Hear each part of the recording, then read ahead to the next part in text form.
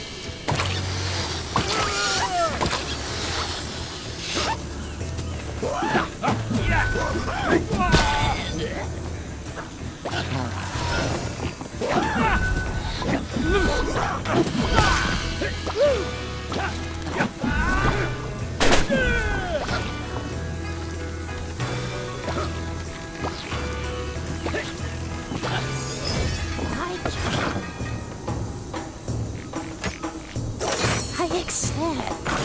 Black Viking.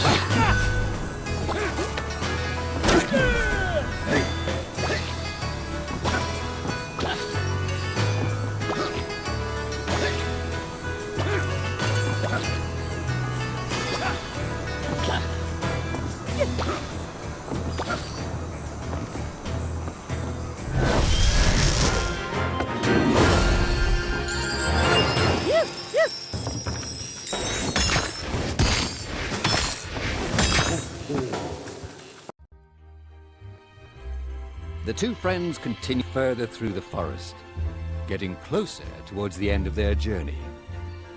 What was it like to fight the god of chaos? Asked Oddmar. Oh, we do not speak of him, Replied Vaska. He's vain. He loves the stories people tell of him, the words called to him. Oddmar turned to his friend and said, I'm not afraid of Loki. Thunder struck, and the fairy appeared. Fairy! Said Oddmar. The elder told me I needed to ascend a mountain to retrieve a key. A key that opens a gate between worlds. The fairy paused, her expression twisting. Something was wrong. The Elder lied to you, Said the fairy. The only way out of this world is death. This is not the fairy! Vaska shouted. Oddmar stood fast. He would not act. It's time for you to join your fellow warriors. The fairy roared in a dark voice. The fairy's eyes turned green, and a bolt of lightning extended towards Oddmar. But Vaska leapt in front of his friend, shielding Oddmar from the magic. And once again, Oddmar had lost his oldest friend. Vaska. Always the hero, wasn't he? The fairy said nefariously. I will not give you the honor of joining your friends. I will curse you, just as I cursed Vaska. Oddmar was enraged, but did not know what to do. I too am cursed, Oddmar. The fairy continued. My curse is not to sit alongside my fellow gods. They do not accept me. But I aspire to even greater heights. Your people will help me. They will break through the gates of Valhalla for me, so that I may take my rightful place. I am the greatest god, for I am the god of chaos. I am Loki. And in a flash, Loki was gone.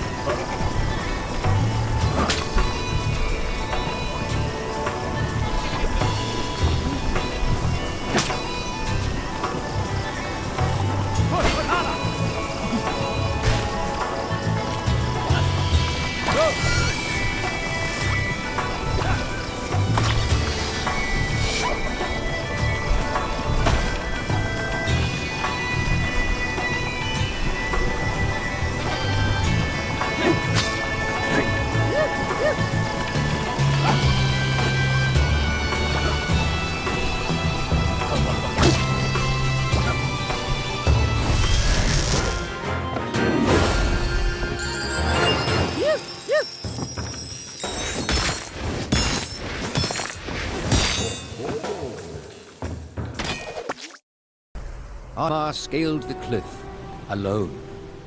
His allies were gone, and his heart was broken. Yet he continued to push forward. Loki's curse. It was real. Just as it turned Vaska, it too would turn him. He would fail the forest and his village. Perhaps, he thought, the world was better off with no Vikings in it. But he would not have to fight alone. For in front of him, he saw a familiar pair of tusks which he didn't expect this far up a mountain. Perhaps all was not lost.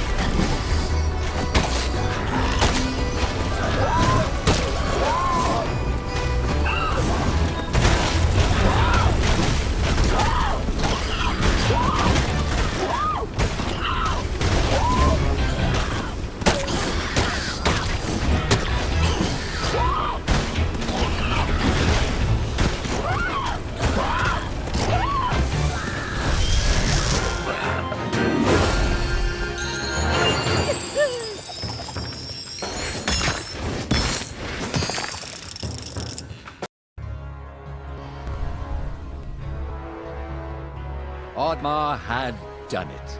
He had reached the cave the Elder had told him of. He would soon have to face the golem. The fairy was waiting for him at the entrance. You've proved yourself, Said the fairy. You've passed the test. I'll return Vaskar to you, and you can rebuild your village free of that tyrant chief and those who judged you so harshly. Oddmar knew this was not the fairy. This was just another deceitful trick by Loki. He was not fooled. Loki shifted into his true form and menacingly said, I guess my trick didn't work. You're not as dumb as you look. But then again, maybe the pig is the brains of this operation. With Loki distracted by the sound of his own voice, his guard was down. This was Oddmar's chance. Oddmar and his trusted companion charged towards Loki, but were quickly struck down by a bolt of lightning that reflected off Oddmar's shield.